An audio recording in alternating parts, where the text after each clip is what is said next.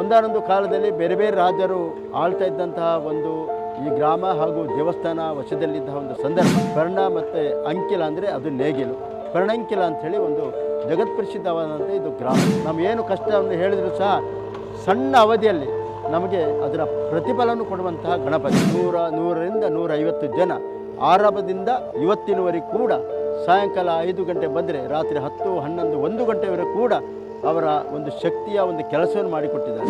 ಭಾಳ ಒಂದು ಹೆಮ್ಮೆ ಆಗ್ತಾ ಇದೆ. ಸಾಧಾರಣ 15ನೇ ಶತಮಾನದ ಒಂದು ಇತಿಹಾಸವುಳ್ಳಂತಹ ಒಂದು ದೇವಸ್ಥಾನದ ಸಮಗ್ರ ಒಂದು ಜೀರ್ಣೋದ್ಧಾರ ಆಗುವ ಈ ಹಂತದಲ್ಲಿ ನಮ್ಮ ಜೀವಿತಾವಧಿಯಲ್ಲಿ ನಮಗೊಂದು ಕೆಲಸ, ಒಂದು ಅಳಿಲು ಸೇವೆ ಮಾಡಲಿಕ್ಕೆ ಸಿಕ್ಕಿದಂಥ ಅವಕಾಶ ನಮಗೆ ಬಹಳ ಒಂದು ನಮಗೆ ಪುಣ್ಯ ಅಂತ ಕಾಣ್ತಾ ಇದೆ.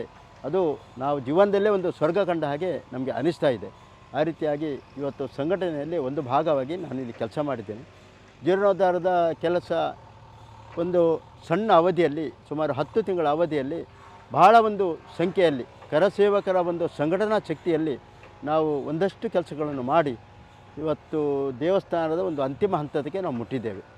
ವಿಶೇಷವಾಗಿ ದೇವರ ಒಂದು ಗಣಪತಿ ದೇವರ ಒಂದು ವಿಶೇಷ ಇಲ್ಲಿ ಒಂದು ಉದ್ಭವ ಆದಂತಹ ಒಂದು ಕಾರ್ಣಿಕದ ಒಂದು ಪ್ರದೇಶ. ಇಲ್ಲಿ ಕೂಡ ಹಾಗೆ ಪರ್ಣ ಎನ್ನುವಂತಹ ಒಬ್ಬ ಗದ್ದೆ ಉಳುವ ಸಮಯದಲ್ಲಿ ಆ ಗಣಪತಿ ಉದ್ಭವ ಆಗಿ ಸಿಕ್ಕಿ ಅಲ್ಲಿಂದ ಪರ್ಣ ಮತ್ತು ಅಂಕಿಲ ಅಂದರೆ ಅದು ನೇಗಿಲು, ಪರ್ಣಂಕಿಲ ಅಂಥೇಳಿ ಒಂದು ಜಗತ್ಪ್ರಸಿದ್ಧವಾದಂಥ ಇದು ಗ್ರಾಮ.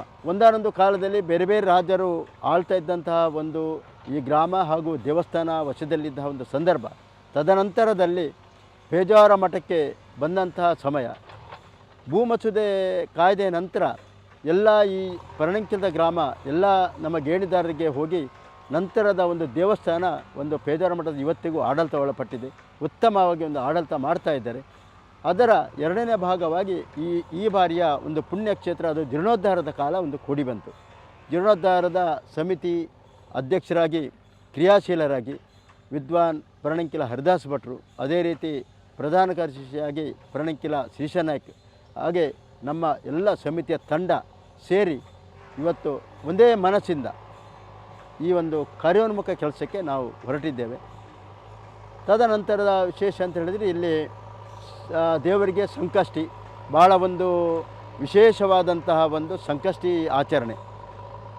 ತುಂಬ ಜನ ಜಾತ್ರೆಯ ಥರ ಒಂದು ಸಂಕಷ್ಟಿಗೆ ಜನ ಸೇರ್ತಾರೆ. ಇಲ್ಲಿ ಕ್ಷಿಪ್ರಪ್ರಸಾದ, ವಿಘ್ನ ವಿನಾಶಕ, ಉದ್ಭವ ಶ್ರೀ ಗಣಪತಿ, ಕ್ಷಿಪ್ರಪ್ರಸಾದ ಯಾವಾಗಲೂ ನಾವು ಏನು ಕಷ್ಟವನ್ನು ಹೇಳಿದರೂ ಸಹ ಸಣ್ಣ ಅವಧಿಯಲ್ಲಿ ನಮಗೆ ಅದರ ಪ್ರತಿಫಲವನ್ನು ಕೊಡುವಂತಹ ಗಣಪತಿ. ವಿಘ್ನ ವಿನಾಶಕ, ಯಾವುದೇ ರೀತಿಯ ಒಂದು ಕೆಲಸ ಶುಭ ಕಾರ್ಯಕ್ಕೆ ನಾವು ಹೊರಡುವಾಗ ಗಣೇಶನನ್ನು ಶ್ರುತಿ ಮಾಡುವಂಥ ಒಂದು ನಮ್ಮ ಉದ್ಭವ ಗಣಪತಿ. ಆ ರೀತಿಯಾಗಿ ಇಲ್ಲಿ ಎಲ್ಲ ಭಕ್ತರ ಒಳ್ಳೆಯ ಒಂದು ಅವರ ಸಂಕಷ್ಟಗಳನ್ನು ದೂರ ಮಾಡಿದಂತಹ ಉದ್ಭವ ಗಣಪತಿ. ವಿಶೇಷವಾಗಿ ನಮ್ಮ ಸಂಕಷ್ಟಿ ಇದರಲ್ಲಿ ಜಾತ್ರೆಯ ಒಂದು ಯಾವ ಥರ ಜಾತ್ರೆ ಸೇರಿಕೊಳ್ತಾರೆ ಆ ರೀತಿಯ ಒಂದು ಜಾತ್ರೆಗೆ ಸೇರಿಕೊಳ್ಳುವಂಥ ಒಂದು ಸಂಕಷ್ಟಿಯ ದಿವಸ. ತದನಂತರದ ದಿವಸಗಳಲ್ಲಿ ಗಣಪತಿಗೆ ಒಂದು ಅಪ್ಪಸೇವೆ ಭಾಳ ಮುಖ್ಯ. ಒಂದು ಅಪ್ಪಸೇವೆ ಏನಾದರೂ ಸಂಕಷ್ಟ ಕಾಲದಲ್ಲಿ ನಾವೊಂದು ದೇವರಿಗೆ ಒಂದು 100 ರೂಪಾಯಿ 50 ರೂಪಾಯಿ ಅಪ್ಪಸೇವೆ ಮಾಡ್ತೇವೆ ಅಂತ ಹೇಳಿದರೆ ದೇವರು ಭಾಳ ಕೃತಜ್ಞನಾಗ್ತಾನೆ, ಎಲ್ಲರೂ ಕೂಡ ಒಳ್ಳೆಯ ಆಶೀರ್ವಾದ ಕೊಡ್ತಾನೆ.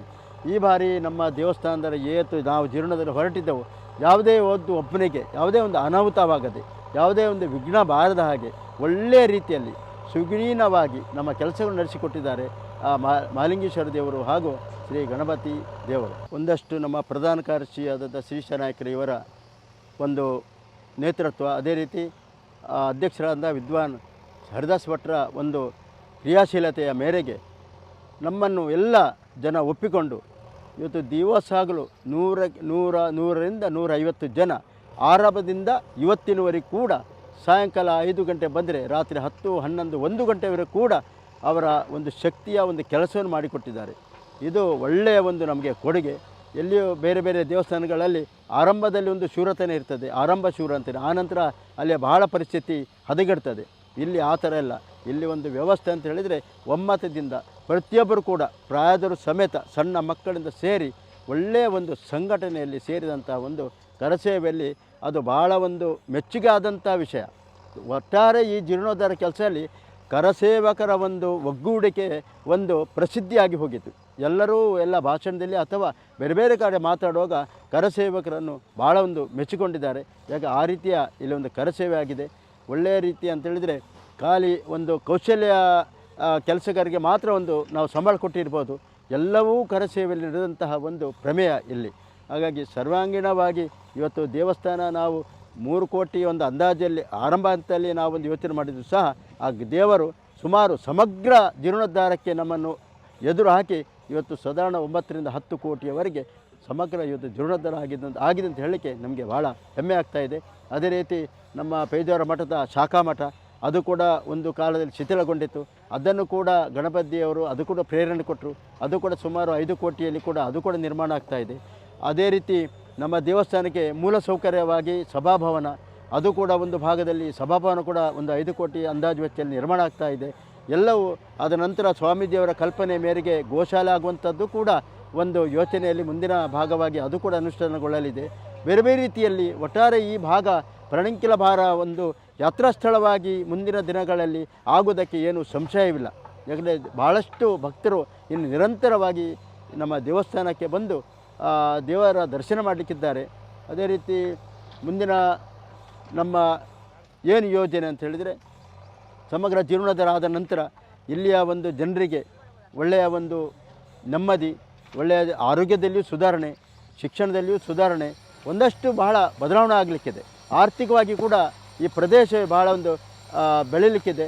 ಅದೇ ರೀತಿ ಒಳಗೆ ಬರುವಂಥ ಹಿಂದಿನ ಸಪುರ ರಸ್ತೆಗಳು ಇವತ್ತು ದೇವರ ಅನುಗ್ರಹದಿಂದ ಅಗಲೀಕರಣ ಆಗುವಂಥ ಒಂದು ಸುಯೋಗ ಕೂಡ ನಮ್ಮ ಪಾಲಿಗೆ ಬಂದಿದೆ. ಅದು ಕೂಡ ಒಂದು ಭಾಗದಲ್ಲಿ ರಸ್ತೆ ಅಭಿವೃದ್ಧಿ ಕೂಡ ಆಗ್ತಾಯಿದೆ. ಒಟ್ಟಾರೆಯಾಗಿ ನಮಗೆ ಒಳ್ಳೆಯ ಒಂದು ಸದಾವಕಾಶ ಸಿಕ್ಕಿದ್ದು ಒಂದು ನಮ್ಮೆಲ್ಲರ ಕರಸೇವಕರ ಸುಯೋಗ ಅಂತ ಹೇಳಲಿಕ್ಕೆ ನಾನು ಬಯಸ್ತೇನೆ.